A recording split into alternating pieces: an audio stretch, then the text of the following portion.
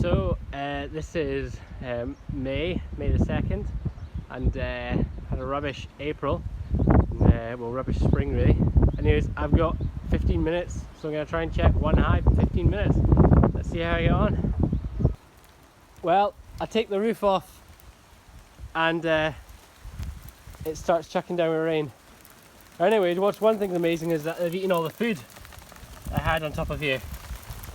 But yes, weather unfortunately is not going along with my 15 minutes, so I think it's a case of popping the lid back on these guys because I don't want to get them too cold and cause more damage than good.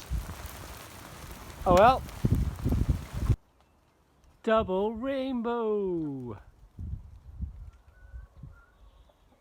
Hey chickens!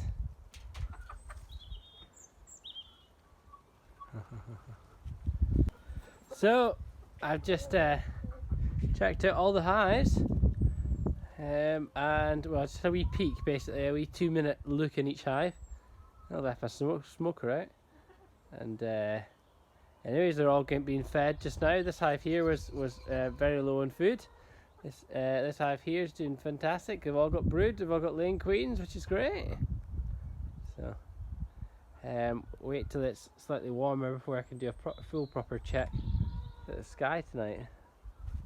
Raining every 5 minutes and glorious sunshine every other. Anyway, we're gonna have a look at the bees together today for the first time, aren't we? Little Phoebe's got a bee suit. She's also very fascinated with chickens. So got my hands full, so I won't be able to record much of this, but maybe get a little snippet or two. You hot? No, I'm just fine. You have to keep this off your face, okay? So that the bees can't sting your nose. Let's see how we get on. So I'm here at Rutherford Farm, and I put my bees about 3 weeks ago with a super each that hadn't been drawn out. Super is kind of a box full of frames that you intend to make honey from.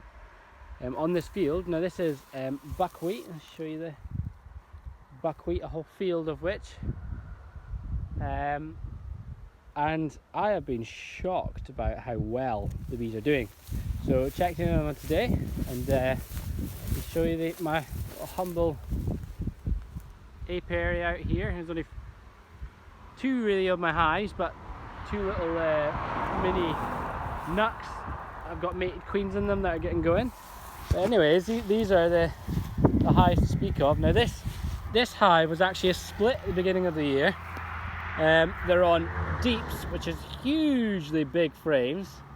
Then they've got the queen excluder. So this is full of honey, full to the brim, and it's actually you know, normal frames, brood frames, but as a honey super. And then this is they're working on this. This is just ordinary super frames. Now, note to self for next year: honey, when full, is blimmin' heavy. And I think I will never use brood frames as honey supers again. Just lifting a box full of, you know, an ordinary super is absolutely super heavy. Now here's my best hive here.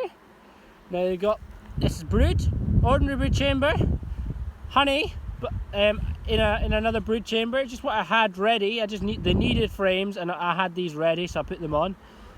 1 super and 2 super, absolutely brim. I'll just show you this hive. That's what the top of my best hive looks like.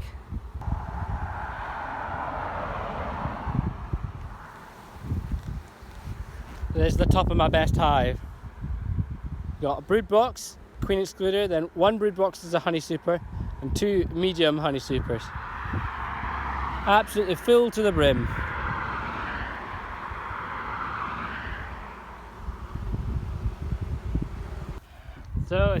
getting suited up at Rutherford. Finally to take my honey crop for the season. It's actually quite a cold morning, September. I'm just a little bit late taking the honey crop because anyways, I've got a 10-day-old baby, so I'm a bit preoccupied, but here we go. So this is what we're going to be harvesting today. Basically we've got you know, one brood box, one super, one brood and 2 supers on this. So that's what we're going to be hopefully taking away. Now they won't have finished it all, you know, they won't be jam-packed with honey, at least that's what I'm thinking. You never know, of course, but you know, we'll take it home and we'll see what we've got. I know this camera's finding it hard to focus on my face, I think it's focusing on the veil, but we'll take it home, we'll see what we've got and take it from there. Well, this is a brand new one for me. Just took the lid off this and I don't know where they've gone. Anyways, there was a mouse nest on the underneath of the lid. You can see they've chewed a circle here to live in. See that? I don't know if you can make that out. Crazy!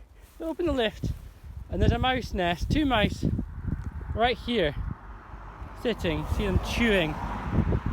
So yeah, just shows, you know, these cold nights in September, nearly time to put the mice things in. Right, so we now have our frames in the spinner, 4 frames.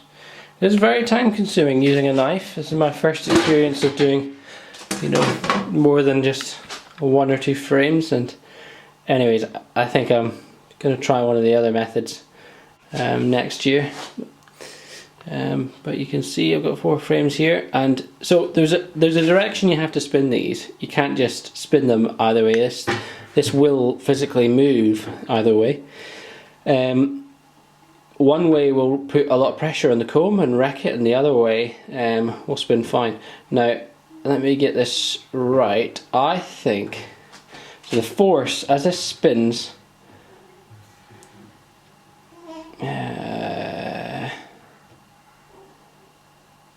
I think it's that way it has to go. Because in this comb, this is normally the top of the hive, and that's the bottom. The combs aren't flat, they're not horizontal. They're actually angled slightly up so that the honey doesn't fall out. I just got my newborn. You alright? So yeah, the honey, the combs aren't angled like that. They're actually angled slightly up. So if I spin it that way, the direction it's spinning, the honey should come out like that as it's spinning. But if I spin it the other way, then the honey is going to try and come out at that angle, which puts pressures against the comb and breaks it. You actually won't see this advice in a lot of spinning books. You know, it's not easy to know which direction it should be spinning. So yeah, let me give us a back. So the advice is slow to start off with, faster than that, and you get the honey starting to come out. It splats against the side and then runs down. But the advice is you empty out some of the frame, so it only comes on the outside, comes out on the outside, doesn't come out on the inside. And then you turn the frame round and you empty it completely, and you turn it back round, and then you can empty the last little bit. So I'll put this camera down. You can actually see the honey. Let me just stop it there. You can see it's starting to build up at the bottom there. And you can see it's splattered against the side and starting to drip down. So let's just speed this up a little bit.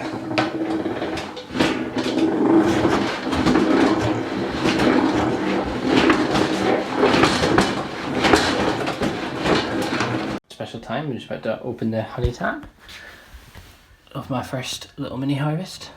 Let's get a good look at this. There you go.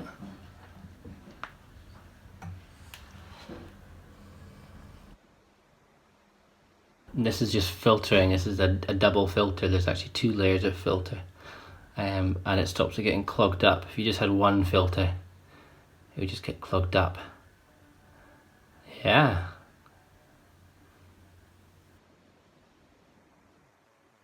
Most of the wax. The second filter takes any little tiny bits out.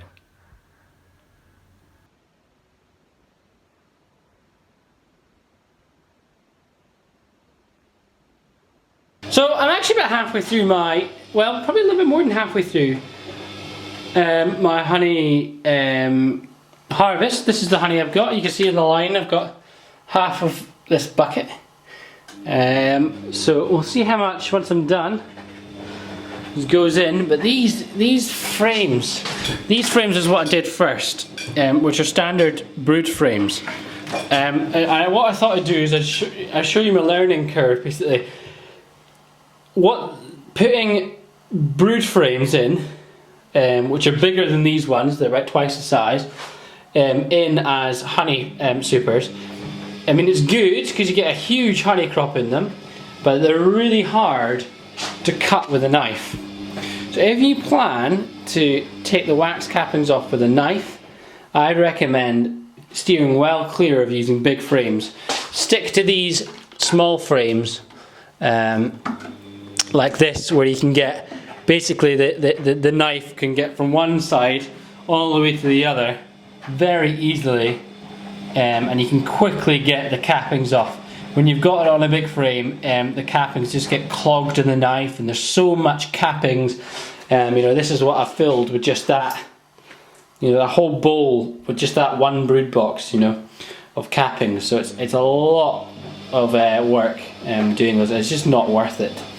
As well as when you harvest them in the field, they're actually very heavy to carry. Now there's another learning curve from this whole experience, so that I'd pass on. If you sit frames on top of a chest freezer, they'll get cold, and the honey will be actually harder to harvest. So when I did this box here, it took forever because the honey was hitting the edge of this metal box, and it was actually taking too long to slide down the extractor. So when you turn the extractor, you'll notice there's about, there must be about a centimetre of a gap there between the extractor and the edge of the metal barrel.